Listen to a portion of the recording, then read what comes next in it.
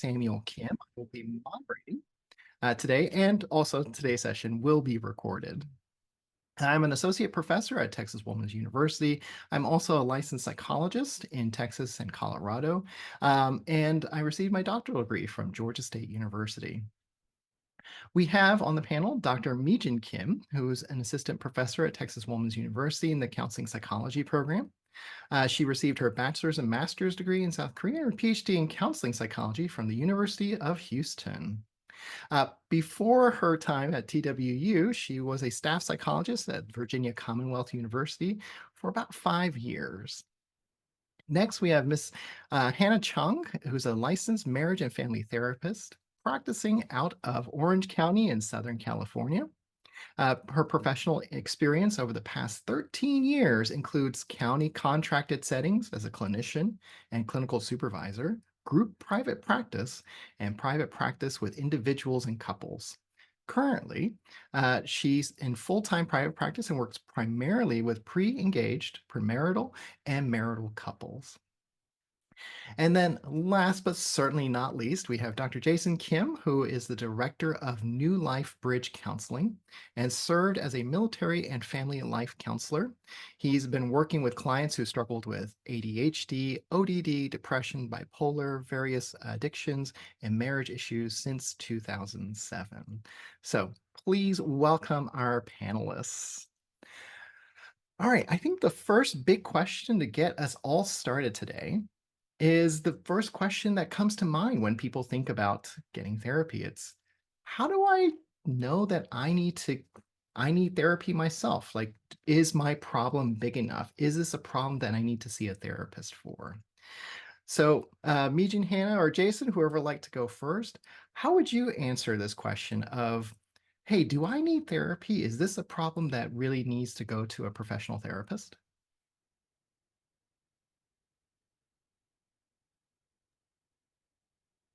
I can go first. So a lot of people are asking me that when I really need to see a therapist, like, I mean, am I crazy or am I really going for the crisis or any like a guidance, anything like that?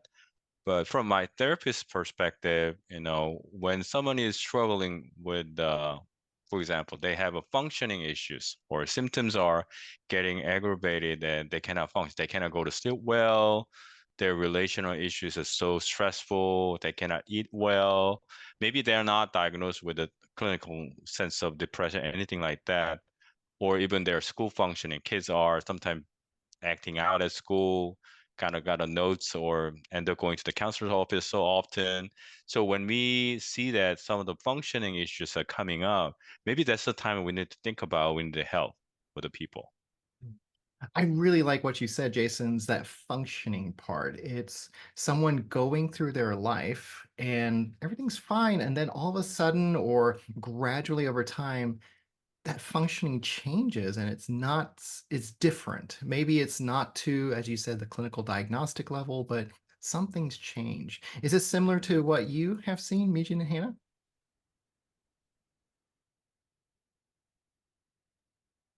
I could go next. I think most people tend to try to figure out their problems, right? So I do believe that we do have some inner strength or resilience when there's a stressor. So the difference for me, someone explained was really well. A stressor is external, but stress, how you handle it, is internal. And so when you're going through things and when you start to have that functioning problem and you're able to figure it out with your inner or external support, then I think it's really encouraging. But I think there are times when that stressor, once you've tried to figure it out and it still continues to persist, and then now it becomes more internalized, and then you feel stuck. And so when you feel stuck in that place, it feels very confusing. And so when you come across that point, I think a lot of people do ask, do I need to see someone? And I do feel like in whatever stage of functioning, I do feel like therapy can be helpful, whether it's short term or long term. And so, what that external perspective, someone who doesn't know you, can see some of the blind sides that maybe your support network aren't able to see. And so, the work with a therapist can be really valuable because there's um, we're able to see things a little bit more neutrally. and there's not a lot of reactivity in that relationship. And so I do feel that, yeah, a lot of people do come and see me when they feel stuck and they just need some clarity from an external source to help sort through some of those things. Yeah, I really like what you said there, that kind of divide of there's stressors on the outside of our life that come in, whether it's, my boss giving me too much work or things going on at home, or it might be that one car on my way home from work that just kind of ticks me off for some reason, these external stressors. And then it can come to this inner world where we feel stuck and it's causing us to have difficulty in our daily functioning. It's like, that's a really interesting divide. And as you said, like once a person feels stuck, I think at that point might be a good time to talk with someone about that and go through therapy. Okay. What about you, Mijin? If someone asks, do I need therapy? Is what I'm going through something that needs a professional therapist? One of the thing that you can think of is when everyone has coping strategies, right? Everyone has their own ways to cope stresses, but then there are times that it doesn't work. Things that you know already are not working, and then you are not sure what to do next. And that's probably the time that therapy kind of comes up to your mind, and then quickly we tend to like, no, we shouldn't go there, or no, that's not, maybe it's not that serious. But I tell people, or I tell my friends that the time that when you actually thought about therapy, and then quickly that you thought that maybe it's not that serious, that is actually the time you actually need to find a therapist. I think it's a good sign that something is not really working well, and then you want to find something different. Another thing I used to work with a lot of college students, and that's the time students really wants to learn about themselves. The teenage years or college years when students people wants to figure out who they are and what are the things that they can handle, or their family dynamics that they want to explore a little more, then that's the time that um, people can seek therapy too. It doesn't really need to be that serious. I often use the analogy of going to the gym. Of course, you can do exercise, but if you have personal trainer, why not, right? If you can have personal trainer, then you can push yourself a little more, and then you can get more strength. And, you know, getting more muscles always need more energy and also the push. You need that push. And I think therapists can do that job. I really like that analogy of like, going to see a therapist is like trying to be healthy in your life and such as going to the gym, but it's always helpful to have a personal trainer, except especially for those issues that aren't too serious. It's like, these are kind of the stressors we're going through in life. One area I want to touch on, because the three of you have mentioned it in your description of like, do I need therapy? Are coping strategies or ways of coping with stressors. And so before we jump into like needing therapy, what are some potential coping mechanisms that people use that are helpful or maybe not so helpful that you've seen your clients use?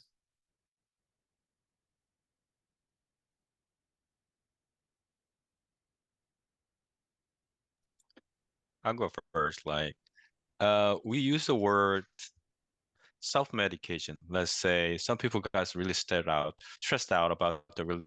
Maybe just I recently laid off.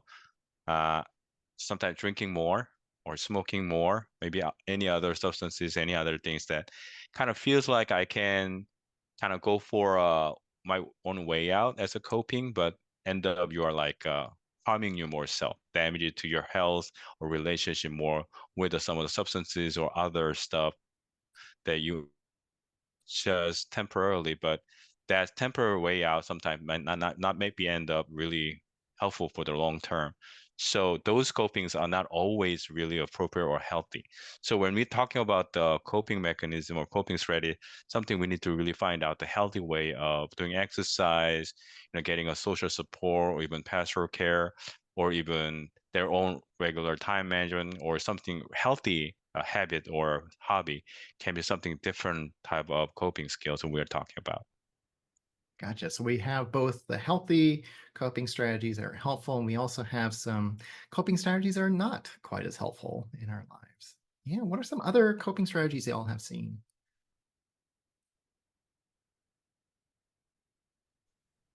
Some of the coping strategies that people often use is exercise. Exercise could be a good way that you can everyone gets to be nervous at times. And then when we want to get rid of those nervous energy, the exercise could be a good way to release the energy, nervousness, and also get some more healthy energy too.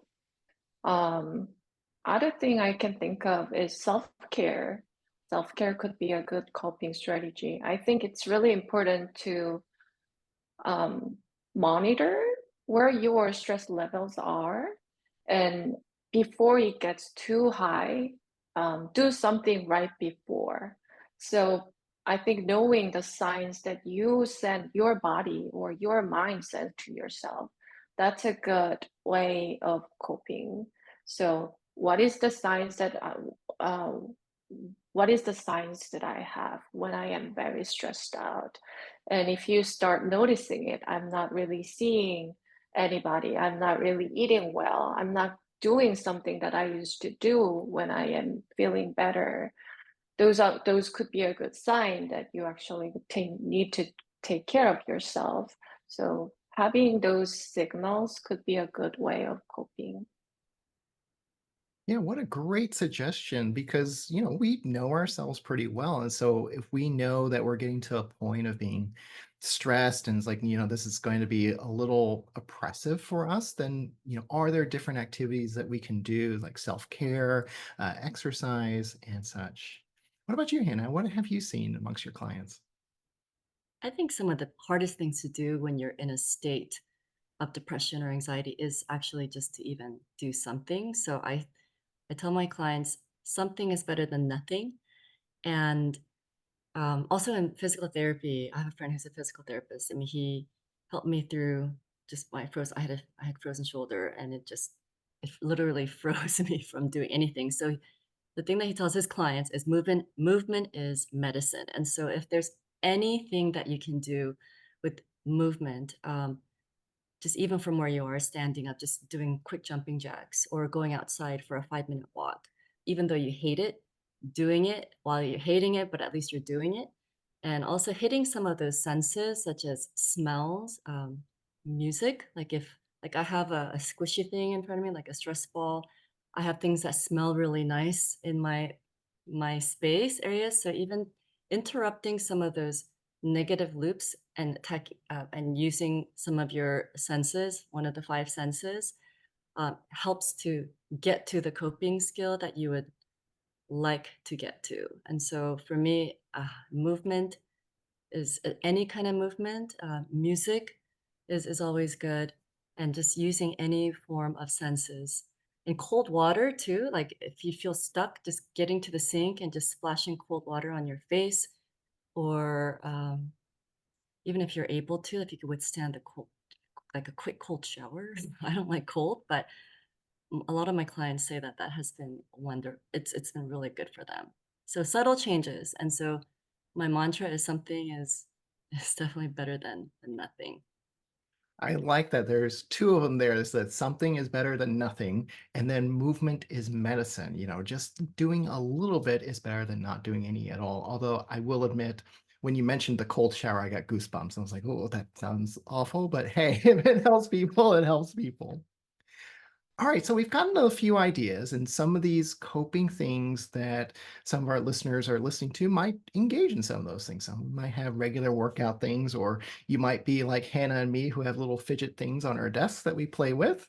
Um, Everything from the small to the big. Now, as we had discussed earlier, when we have that interruption in our functioning, when our life functioning is not what it used to be, or we're feeling stuck and we're thinking, maybe I should go find a therapist. How does one begin that journey? It's like, where does someone even go to find a therapist?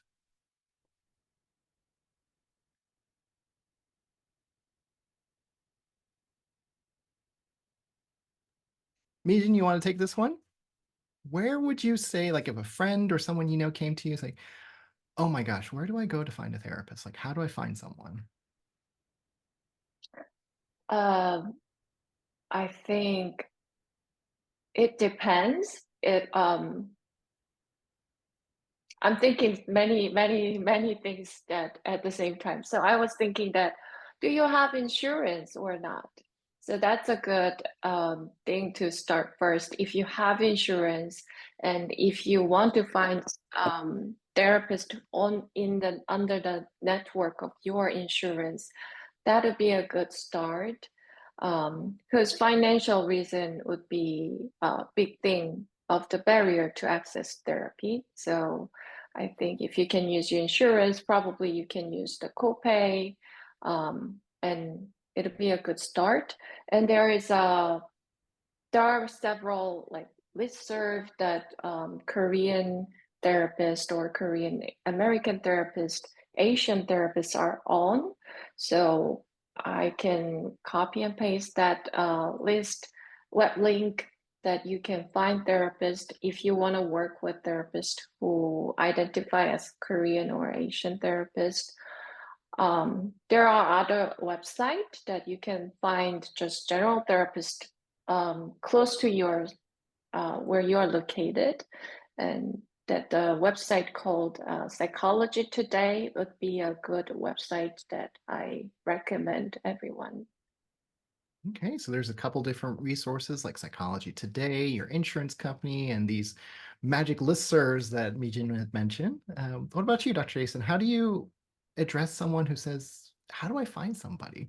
Yeah, if you have someone like your friends or family member who already been to the therapist, maybe in a local area, you can find a probably good reference, right? I mean, I realize that a lot of people are coming to me through the mouth-to-mouth referral because they've been with me before, so they can trust me, so they know the style or the approaches, right? Sometimes like those one reference from your family member or friends is really powerful too. Sometimes you go find someone through the directory of the insurance. Sometimes you end up like maybe doesn't click, maybe not good combination. Sometimes you can try a few others, but it takes time, right? So if you can find any personal reference from other friends, that's a good way to really support your journey of counseling. Another thing, if you have an insurance, medical insurance, each insurance, your plan will be very different. Sometimes you end up paying high deductible. In that case, you have to pay out of pocket, even though you have an insurance until you meet the deductible for the year. Or your insurance plan is really good, you end up paying nothing, no co-insurance, no co-payment, just. But usually, what I see the trend like most people end up paying like $20, $10, or $30 co-payment each session, usually unlimited. So talk to your insurance people. You can call the customer services, and then they can find out. Even they can find a one therapist nearby. If you prefer more Korean language, you can find someone who is more comfortable Korean as well too. So insurance case managers or customer services, they can find one nearby. So even they can find anyone in the local, they can find someone else a little bit farther away through the telehealth services. I just want to pause right there for a second and just say it is so true in the Korean American community that word of mouth is like the main recommendation method that's used within our community. I know that even my parents, when I was growing up, if they got a word of mouth recommendation from someone they knew, we were doing it. We were going to see that person. And so, yes, even to today, with all the access to technology and the various lists, word of mouth is still pretty powerful. What about you, Hannah? Like, how do I find a therapist? Um, I want to piggyback off of what Dr. Meej and Dr. Jason said. I think those are definitely, there are different stages of a lot of barriers to finding one, but I think a lot of goodness of fit too matters. And even though you might not have the right fit for therapists. And I think we're going to talk about that later too. But I think these days, I know in Southern California, a lot of churches are, there's a lot more openness to therapy beyond pastoral counseling. And so if you're able to get connected with your pastor, or even if there's a care ministry at your church, just asking around and seeing what they would recommend. I think that is also a tremendous resource. So connecting with your church. And I do believe, Dr. Sam, that MSG also has there's a list of therapists that you guys also have on your page, which I'm sure you guys will get to, but I think that those are also really good resources as well. I've seen a lot of people on that list, and I would Yeah, Mustard Seed really Generation endorse that. does. Oh, yes, it does have its own directory, and I believe Chiwon has just dropped the link into the chat area if you are interested in taking a look there. Yeah, absolutely. It's so important to kind of look at and think about insurance and how the different things navigate. I do want to come back to something that you said, Hannah. It said fit. Fit has to be important. What does that mean exactly? It's like, how do I know I have a good fit with a therapist? I think that's a really good question. People ask me that all the time too in consultations, because that's the first thing that I lead with. This consultation is, it's not just you interviewing me, but we're getting to know each other. And so a goodness of fit, personality, style, and I think a lot of times if you don't know what you're looking for, a good question to ask is, what are your experiences? I mean, this is a potential client to a therapist. What are you familiar with? Who have you worked with? What are some specializations you have? So I think there's a list of questions that can help you to get a feel for if the person would be able to understand your background, your experience, your culture, if that's important, uh, your religion, your spirituality. And so I think a lot of those, along with a few others that I haven't mentioned, that could really help with goodness of fit.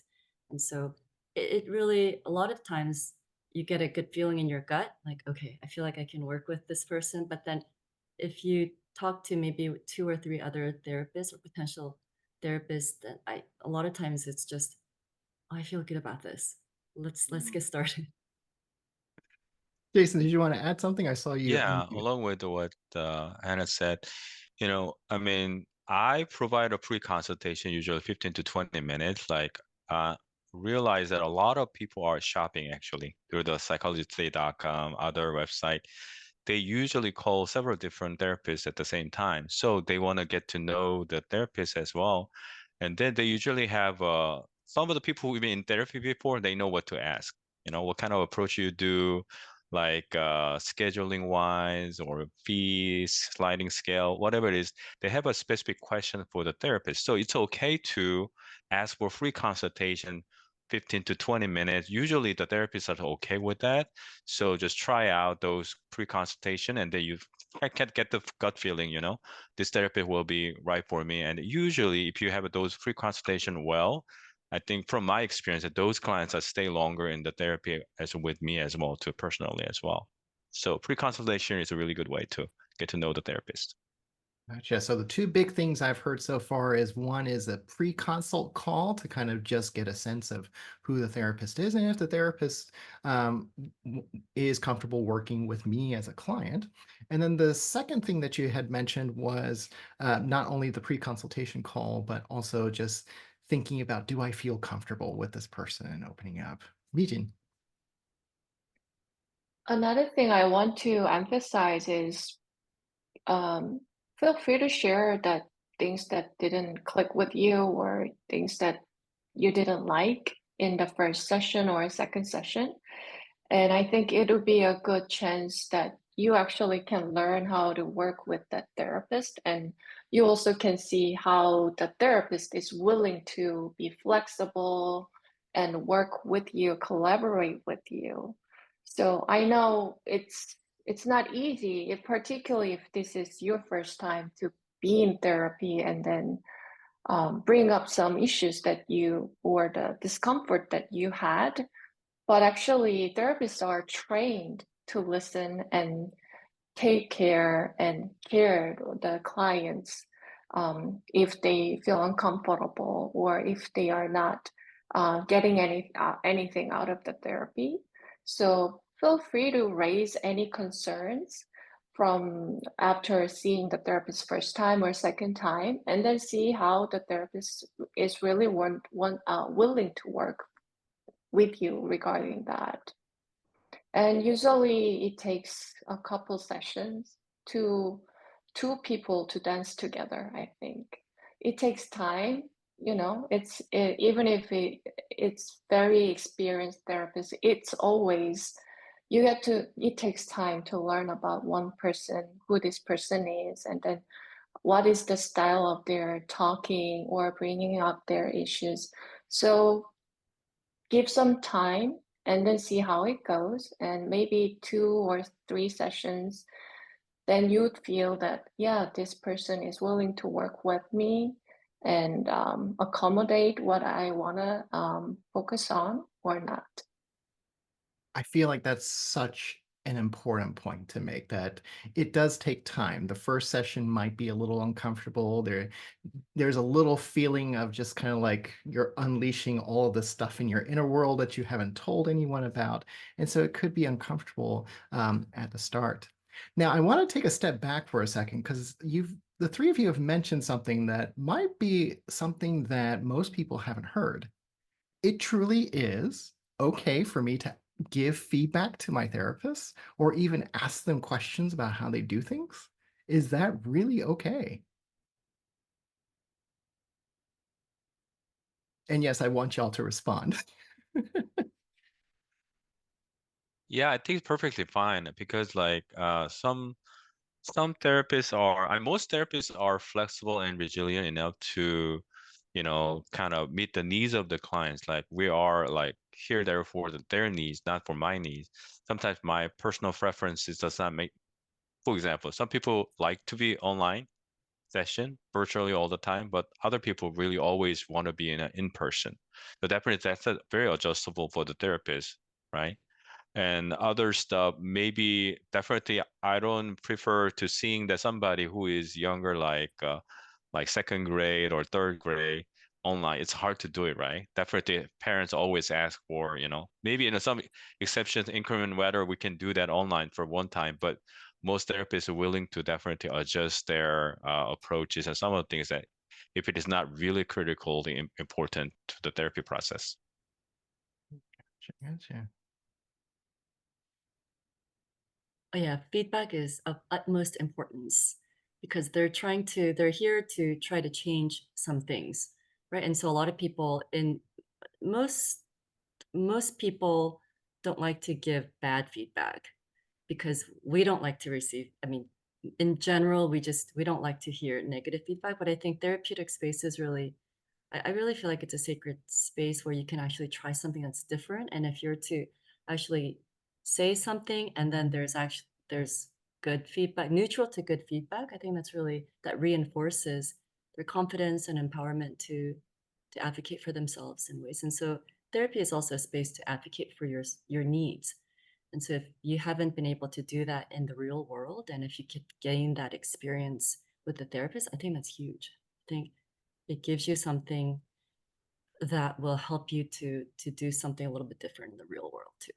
So this space is really, it is weird and awkward at times. It almost feels like a first date where you're the one disclosing everything and the other person's just like, there's nothing coming our way. So I do feel like for me, because I work with couples, like they need to see who I'm about and do I care enough about the relationship for them to invest in me. So I do feel like there's a lot of empathy and there's connecting and good things coming. So yes, please, feedback is very, very important for us. Yeah, and I will just add to that. Feedback is great to your therapist because we meet with lots of different people. And so it's helpful to get some feedback of how I can adjust a few things to make this a better experience for you. And then one more thing I'll add to that, because this is a question I used to get from some of my friends, is it really okay for me to change therapists if I don't like the person I'm working with? And it's like, yes, you can. You can go and find another therapist, especially if the term that we talked about earlier, if the fit is not right, let's say you've gone a couple of sessions, 3 sessions, and it doesn't quite fit, then you can find another therapist. You can go back to the search and see, it's like, I think I know what it is I'm looking for now. And so, kind of on that line of fit, I want to go into something a little bit more specific. Mijin, since most of our audience here are Korean Americans, and we talked about fit, including culture and language, as a Korean American or a Korean living in the US, do I have to find a Korean therapist or a Korean American therapist in order for it to work properly or for it to be a good fit? I think it really depends. Just to provide the context, when we when we are in the training program to be a therapist, the biggest part these days is including diversity. So multicultural sensitivity and cultural humility is a big piece as a therapist. So being a therapist, and if they are well trained, they are likely to provide ethical care, which means they are going to respect the individual differences, cultural differences, or different values and then they are not likely to impose their values onto you. And also, they are going to reflect upon their own biases. They are going to reflect upon their own assumptions and try to be more open to those differences. So whoever the therapist is, regardless of their race or ethnicity, if they are well trained, then they are likely to provide the multiculturally sensitive care. That does not mean they know every small pieces or intricacy of the multi cultures, right? There are complex things in the culture. And when we talk about family dynamic, it's not just that two people have conflicts. It's more complex product of the family history or immigration history or the culture or maybe the individual's trauma or the traumas from the society or culture. So it's very complex. And when you are talking about those things in the therapy, it'll be really helpful if the therapist already have those knowledge, the background knowledge. Something I found was I actually happened to work with therapists from various backgrounds, like African immigrants or person of color therapist, or those various or therapists from collectivistic cultures. And actually, I found they have great understanding of those issues that I have or I see from my Korean clients, Asian clients. And when they are coming from those similar cultural backgrounds, they have great knowledge and great understanding. And also, depending on the theoretical orientation, some theoretical orientations are very well focused on family dynamics. And they have pretty good understanding of this like complex Korean family dynamics too. So I think, however, I also want to acknowledge that who do you feel most comfortable, right? If this is your first time to be in therapy, and if you feel the most comfortable with the Korean therapist, Korean American therapist, then it might be better to go to those therapists and start rather smoothly because you are going to share the most vulnerable pieces of you, and it's not easy process. But if you have some experiences or if you are okay with just sharing those things with other therapists, I think it will be worth to try who the therapist is, and particularly maybe it might be better to see a therapist close to you so you can go more easily and more often. Hey, that's There was a lot that was said in that answer. And I guess the big answer is like, yes, it's helpful to find someone who is of a similar background, but it is not a deal breaker. It is not a, oh, they're not Korean, I can't see, I can't go to therapy. It's okay, it helps to have some common ground. And from what you're telling us is that the majority of therapists out there, whether it's psychologists, counselors, marriage and family therapists, they are all trained to be cognizant or aware of the differences in people. And I really like how you kind of went into what culture is. It's not just race, it's not just what language or foods I eat, but it can also be the culture of a family. It can be a culture of where you're from in the country. It could be the culture of the workplace that you work at. So there's lots of different areas of culture. Thinking about fit, and let's say, we've got the fit there. It's like, okay, I feel comfortable talking with this person. Hannah, how do I know if this therapy thing is working? That is a very good question, Dr. Sam. um, I jot I have some notes, but I do feel like the biggest indicator that therapy is working is that you just feel better, right? I mean, so if you think about going to the doctors, you have some symptoms, they give you some medication, and then you check back in 3 to 4 weeks, and then you report back. And so I think in some ways, it's not the same, but when you do go see a therapist for some of the relational or emotional distress that you have, and if you see symptoms decreasing, that could be a good sign. And so if you're coming in with, like, let's say a fire analogy too, your house is on fire, you go, they help put the fire out, and then you feel better and you're like, okay, bye, I'm good. But I think a lot of times there's a source for that fire. And so a lot of times when the symptoms decrease is actually when you can do some of the inner work.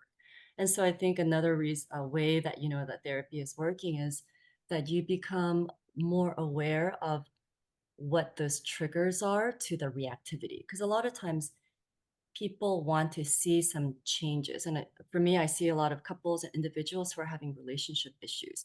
I'm having trouble with my parents. I'm really in a bind with my siblings, or I'm having some trouble with my husband or my kids.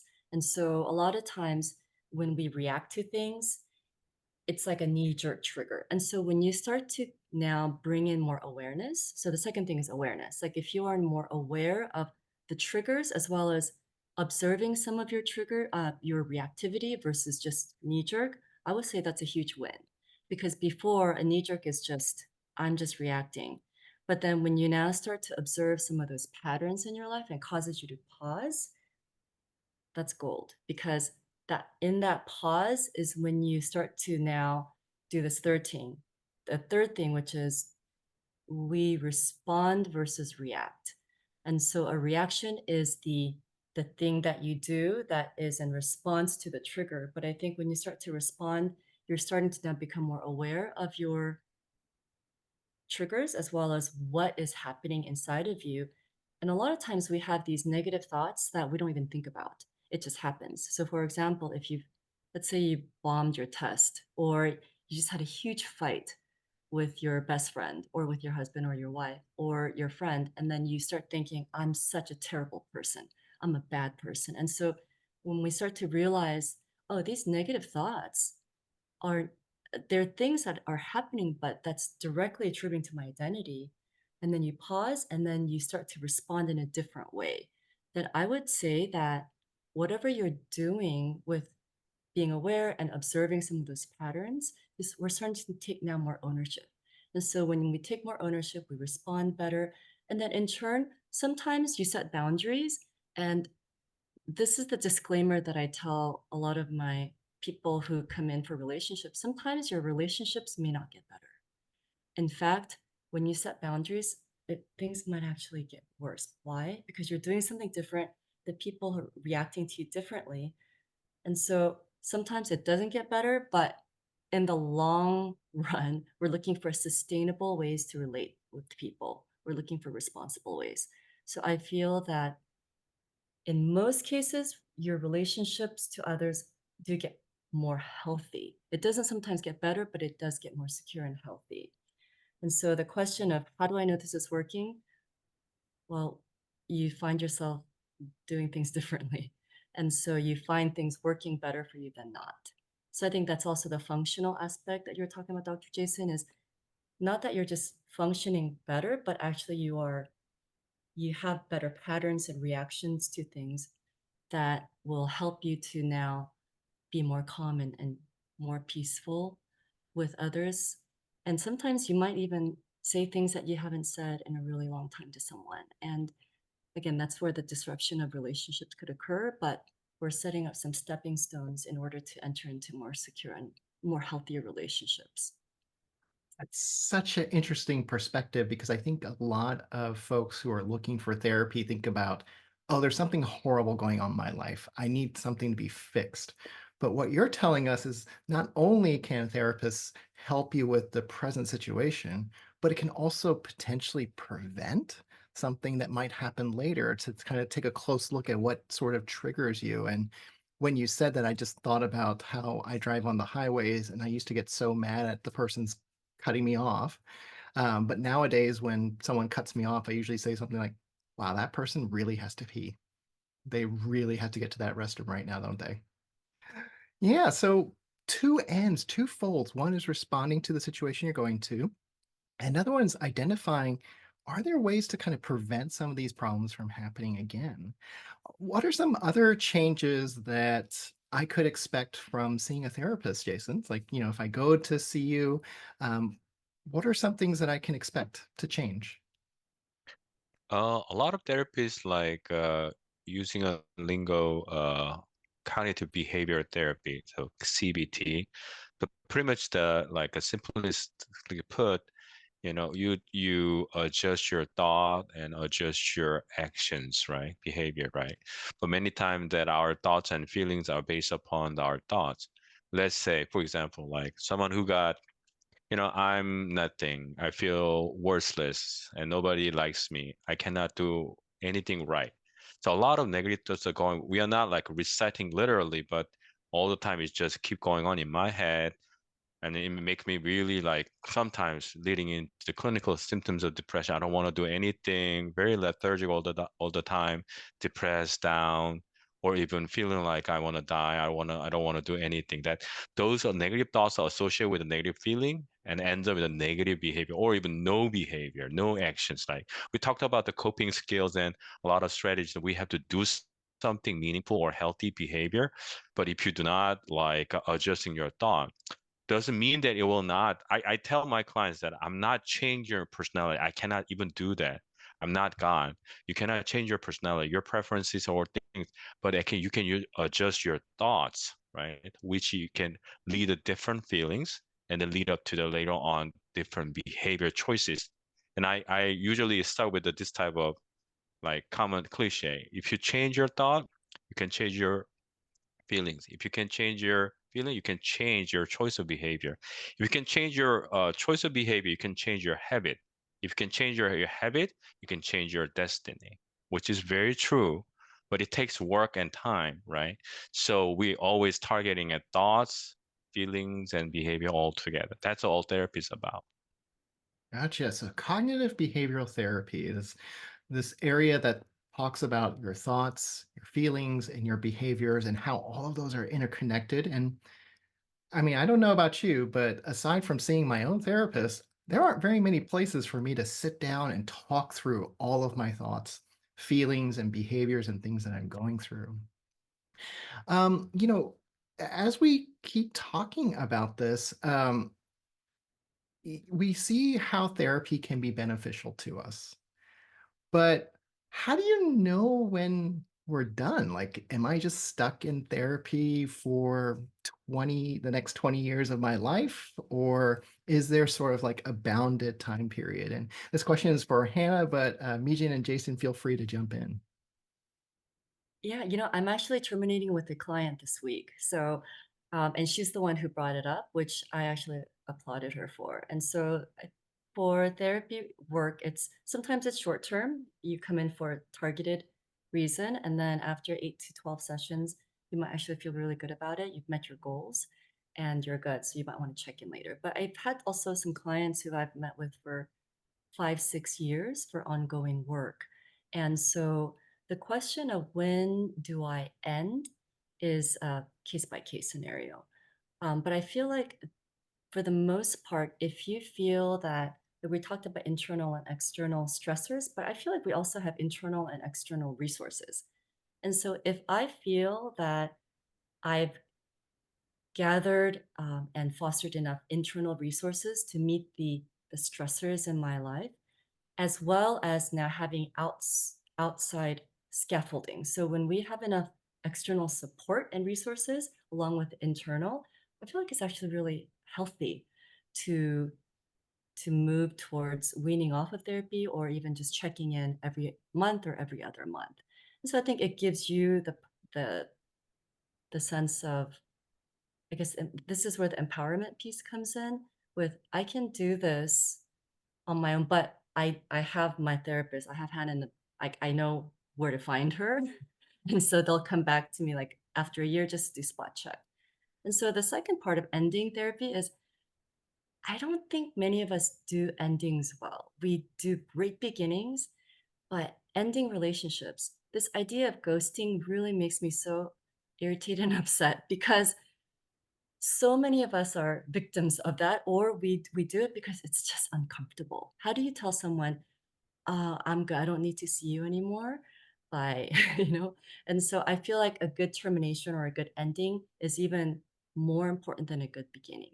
Because if we can do a good ending in therapy, that means they can also do a good ending in real life. There's a better chance to do that.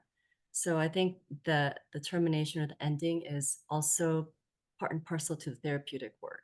And I I would say that I spend a lot of time on making sure that we are not just at a good spot, but that we have the tools, the internal as well as external. We go through all of our support network, and again, for them to be able to say, "Hey, you know, thank you for what you've done," or even just, "I think we're good here. Let's I'm ready to go somewhere else." I think those are all really positive things to the question of, how do I know when it's time to end, or how do I even end well?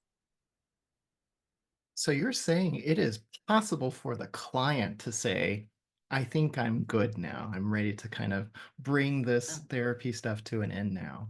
That's yeah, incredibly, yeah, yeah, I that's just had two this week, and they were amazing sessions, and we both cried, and we were just so we were really, it was a 3-year relationship. And so Mm. coming to an end and doing this well was, for her, she said it was a really just not just positive, but a very therapeutic experience. So yes, it's oh, possible to end wonderful. well. Yes.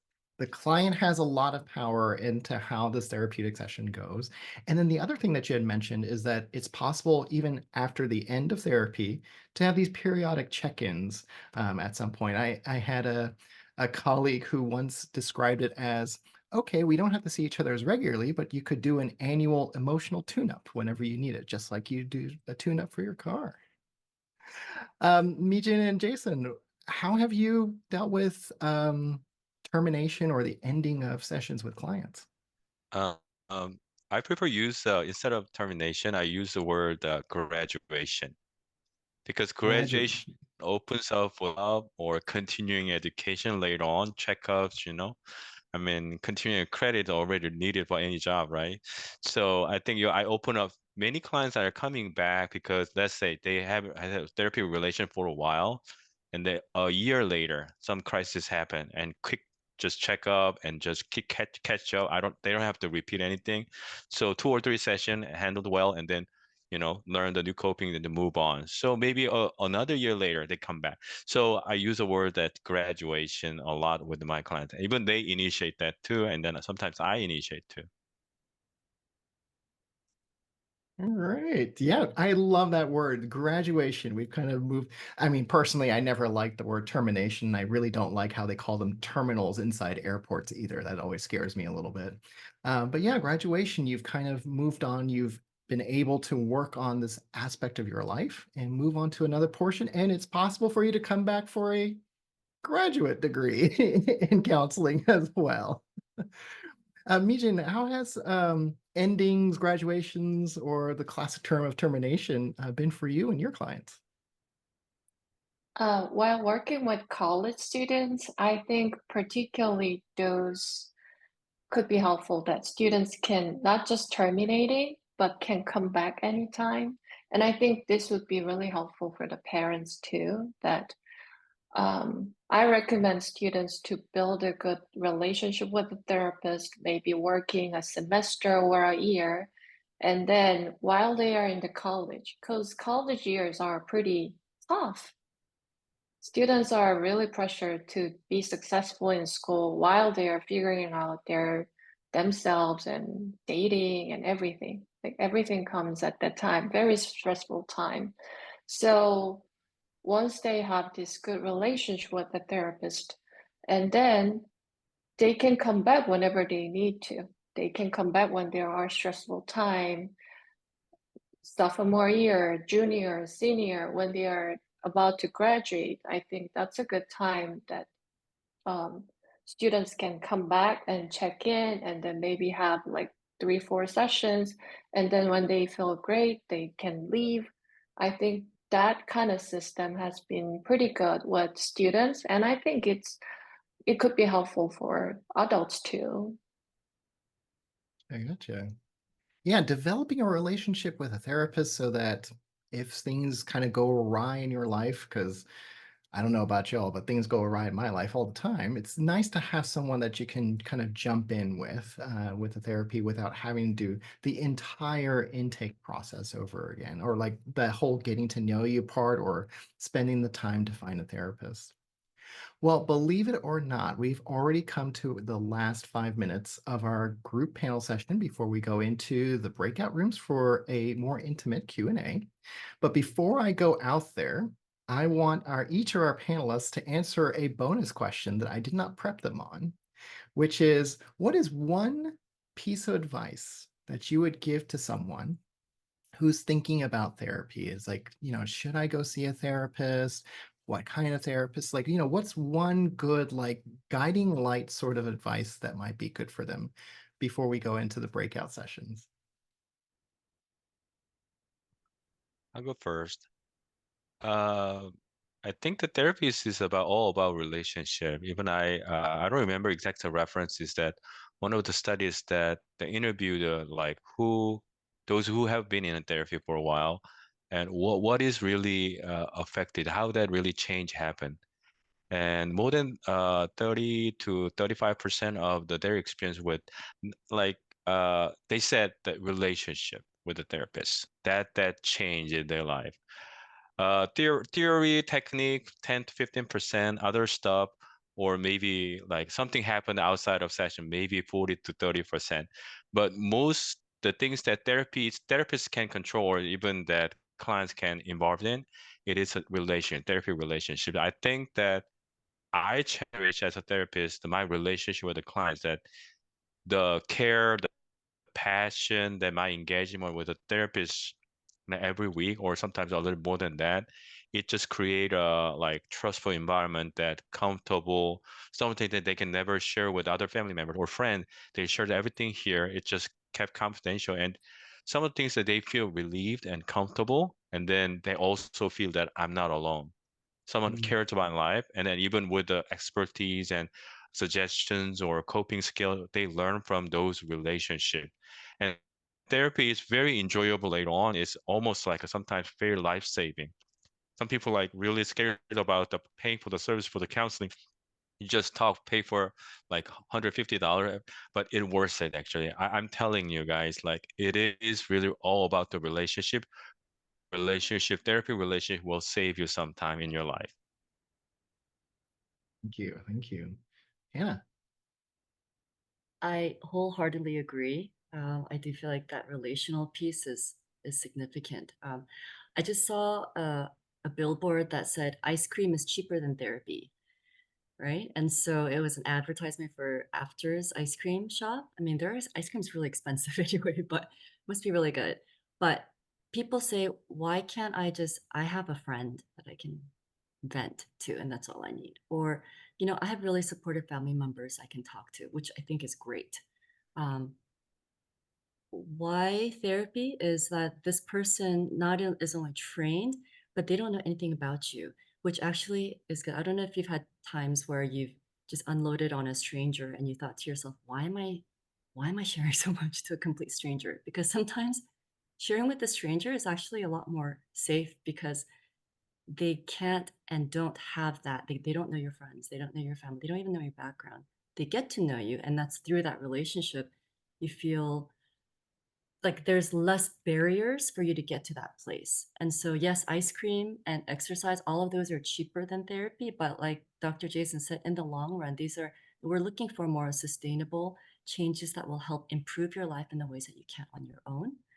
And so I have to comment on that and saying, sometimes having a stranger supporting you through this can provide feedback that nobody else would and could be able to. Indeed. Go to therapy and then have the ice cream afterwards. Mijin, what about you? What's one piece of advice that you would toss out to someone who's thinking about therapy? I really agree with Hannah and Jason. Go therapy. It's helpful. If it's not helpful, I think therapists would not seek therapy. But I see other therapists, and including myself, see therapists all the time, and it is helpful. So I see many people just suffer and do not know what to do differently, and that's really heartbreaking. And it takes time to build this muscle of your mind.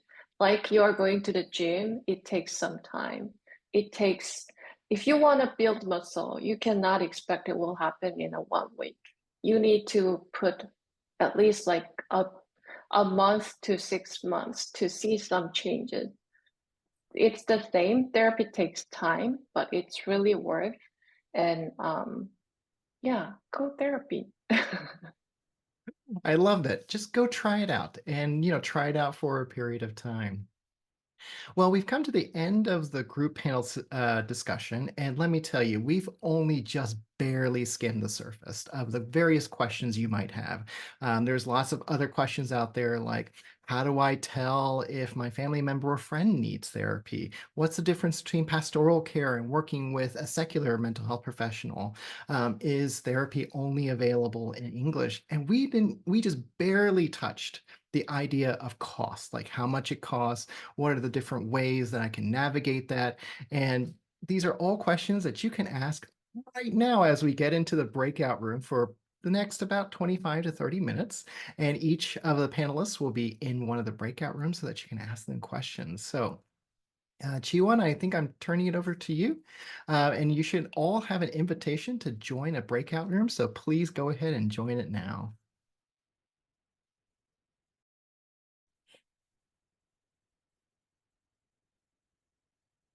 Oh, it's good to see everyone's beautiful faces up here. Hope everyone had a great discussion session. So while NG starts sharing the screen, yeah, thank you, NG. On behalf of MSG, I would like to extend a heartfelt gratitude to our esteemed speakers, Mijin, Hena, Jason, and Dr. Sem for moderating. Thank you for your invaluable insights and your expertise that you have shared today. I learned so much, and I hope everyone had learned a lot here today as well. And we are deeply grateful for your time, dedication, and willingness to share your knowledge with us. Thank you everyone here, everyone for joining us and being an integral part of today's event.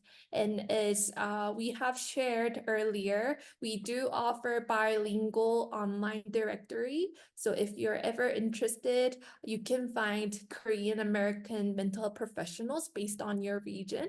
So you can select your state, and by filtering that out, you can find out if they provide the insurance coverage or other information will be under that website. So we will be shortly sharing that link in the chat box again. And moving on, we would like to invite you to join us for our next fireside chat, Heart to Healing fireside chat called From the Counseling Couch. So it will be taking place on April 14th, same time, 8 p.m. Eastern Time. And we are excited to share that we will be inviting great panelists who will be transparently sharing their personal stories, offering candid reflections on the initial barriers that they have encountered before embracing therapy. So if you're curious about their personal journey, I think it'll be an amazing opportunity to listen from them. So through their experiences, we really hope that you gain invaluable insights into the transformative journey towards mental wellness. So please mark your calendars and join us next month as well. And moving on, last but not least, we would like to talk about giving. Your generosity can make a real difference. By donating to our cause, you will be helping us to continue providing vital resources and support to Korean American individuals. And every contribution, no matter the size, helps us break down barriers and ensure mental wellness is within reach for all. So please join us in our mission to spread healing and hope. We would like to encourage you to donate today if you can, or if you want to volunteer with us. We always welcome volunteers. So please keep us posted, and we hope that you can be part of the community. Thank you everyone for your time in this evening. We hope to meet you again and hope you have a restful evening, everyone. Thank you so much.